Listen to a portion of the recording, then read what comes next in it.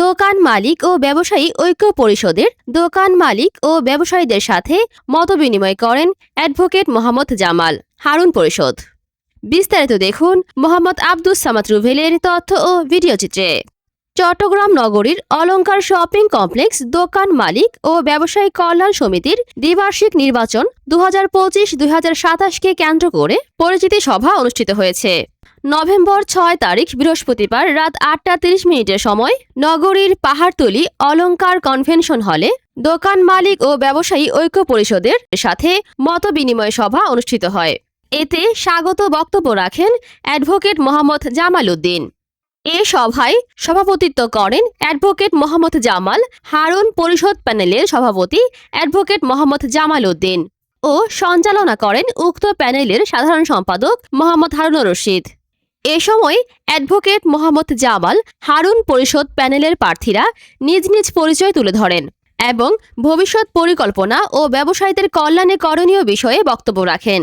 উক্ত প্যানেলের সভাপতি চেয়ার প্রতীক প্রার্থী অ্যাডভোকেট মোহাম্মদ জামাল উদ্দিন, সাধারণ সম্পাদক হারিকেন প্রতীক প্রার্থী মোহাম্মদ হারুনুর রশিদ, সিনিয়র সহ সভাপতি দোয়াত কলম প্রতীক প্রার্থী মোহাম্মদ খালিকুজ্জামান, সহ সভাপতি বাস প্রতীক প্রার্থী মোহাম্মদ মাসুদুল ইসলাম, সহ সভাপতি গ্লাস প্রতীক প্রার্থী মোহাম্মদ হানিফ, সহ সভাপতি গোলাপফুল প্রতীক প্রার্থী শফিউল আজম, যুগ্ম সাধারণ সম্পাদক দেয়ালঘড়ি প্রতীক প্রার্থী মোহাম্মদ ইকবাল, যুগ্ম সাধারণ সম্পাদক ডাব প্রতীক প্রার্থী মোহাম্মদ দিদারুল আলম, অর্থ সম্পাদক খেজুরগাছ প্রতীক প্রার্থী মোহাম্মদ নাজিম উদ্দিন, সাংগঠনিক সম্পাদক প্রতীক প্রার্থী মোহাম্মদ ইব্রাহিম চৌধুরী, দপ্তর সম্পাদক মোবাইল প্রতীক প্রার্থী মোহাম্মদ আবুল বাশার, ধর্ম ও সমাজ কল্যাণ সম্পাদক তারা প্রতীক প্রার্থী মোহাম্মদ গোলাম সাব্বির, ক্রিয়া ও গ্রাহক সেবা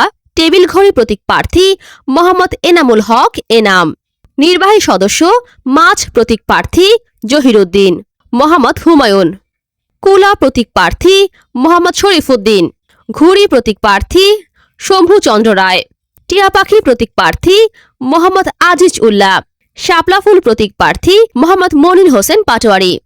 এ সময় অনুষ্ঠানে দোকান মালিক ও ব্যবসায়ী সহ গণ্যমান্য ব্যক্তিবর্গরা উপস্থিত ছিলেন।